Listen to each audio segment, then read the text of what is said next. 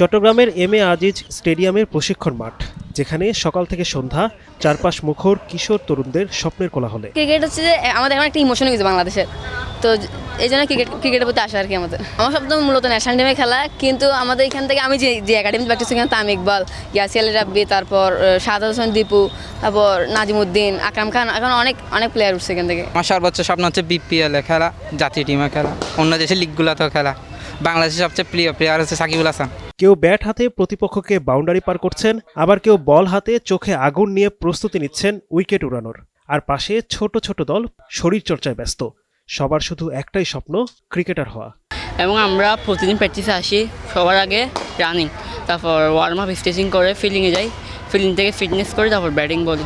প্রতিদিন 2 ঘন্টা প্র্যাকটিস করি আর কি। এখানে বলারদের জন্য বোলিং ড্রিল, তারপর নেট আছে, তারপর ব্যাটসম্যানদের জন্য ব্যাটিং ড্রিল, ব্যাটিং এগুলো। বান্ডেল থাকলে প্রতি সেনমানিতে টাকা বাঁচবে। বিকাশ সেনমানি বান্ডেল কিনে জিতুন প্রতি লেনদেনে।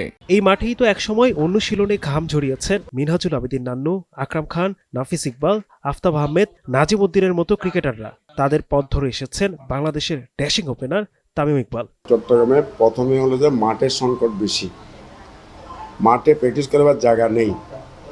আমি এখানে প্র্যাকটিস করাচ্ছি, দেখছেন আপনারা নিশ্চয়ই দেখছেন, এমন 70-80টা ছেলে সামান্য একটা জায়গার মধ্যে বালুতে, আরও বালুতে।